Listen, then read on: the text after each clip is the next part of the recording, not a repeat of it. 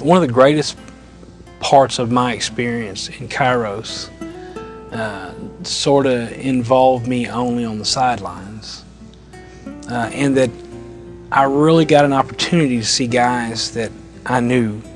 Like I say, most of the guys that I went through the walk with, I knew these guys. And there were some really hardened guys there. These are guys that not only didn't want to hear a gospel message, these are guys that would want to stick somebody. You know, these are tough guys. And just to see the love of Christ move and watch their countenances change, watch the way they walk change, watch the way they talk, but more than that, watch the change that happens in their heart, because it's a real change. It's not some emotional experience that these guys are having. These guys are touching the Spirit of the Lord, and their lives are changed. Their hearts are changed. The way that they do things are changed.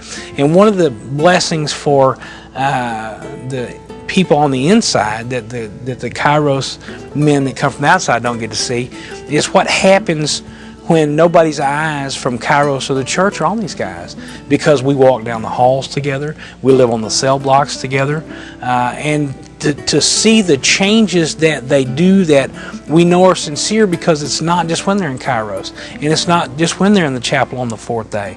It's when they encourage each other to come to Kairos on the cell blocks.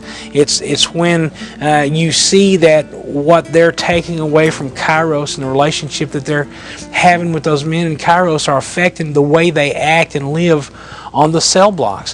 When being part of the chapel, you know that these guys didn't care anything about the gospel of Jesus Christ prior to their walk with Kairos, start coming to the chapel and getting involved in programs and giving their lives to the Lord. And not everybody does that. You know, not everybody that walks away from the Kairos weekend is changed. You can't meet and be in the presence of the Spirit of the Lord and not be changed. And these men are definitely changed. Not all of them stay on the path towards knowing Jesus Christ, but there's a whole bunch of them that would not have even thought about giving their life to Christ, that give their lives to Jesus Christ after this is over with. And these are men that I get the opportunity, or had the opportunity, to see changed, not just in the chapel, but on the cell blocks and in the chow hall and in the rec yards, and the way they talk to people and how they invited people and encouraged people to sign up for Kairos, tell them this is going to be the greatest experience that you'll ever have.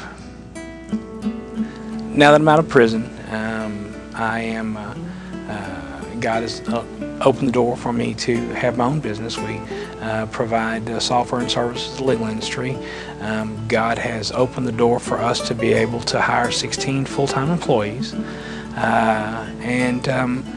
We're a Christian-based company. And I think that Kairos has definitely had an impact in that as I was strengthened, and Kairos came towards the end of my time in prison, I was strengthened and re-encouraged so that when I came out, I was solidly planted on the rock, and have remembered the love of the guys that were there in Kairos for me.